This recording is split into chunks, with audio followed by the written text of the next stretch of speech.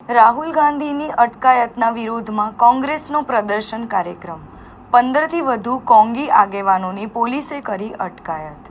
રાહુલ ગાંધીની અટકાયતના વિરોધમાં અને શિક્ષણ મંત્રીના રાજીનામાની માંગ કરી રહેલા યુવાનોના સમર્થનમાં વડોદરા કોંગ્રેસનો પ્રદર્શન કાર્યક્રમ થયો હતો, જેમાં 15થી વધુ કોંગ્રેસી આગેવાનોની પોલીસે અટકાયત કરી હતી। દેશમાં તાનાશાહી હિટલરશાહી ચાલી રહી છે।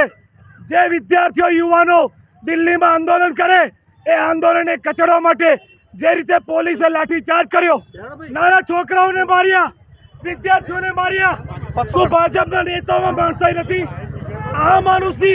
અમાનુષી અત્યાચાર સમગ્ર દેશના યુવાનો વિદ્યાર્થીઓને ભારતીય જનતા પાર્ટીની મોદીની સરકારે જે પ્રમાણે આમુષી અત્યાચાર કરેલો છે અને એના વિરોધની અંદર રાહુલ ગાંધીજી આજે જ્યારે પીએમ આવાસની બહાર બેઠા હતા ત્યારે આ ભારતીય જનતા પાર્ટીની સરકારે લોકશાહીને ગળે ટૂંપો દેવાનું કામ કરેલું છે, વિદ્યાર્થીઓના અવાજને દબાવવાનું કામ કરેલું છે।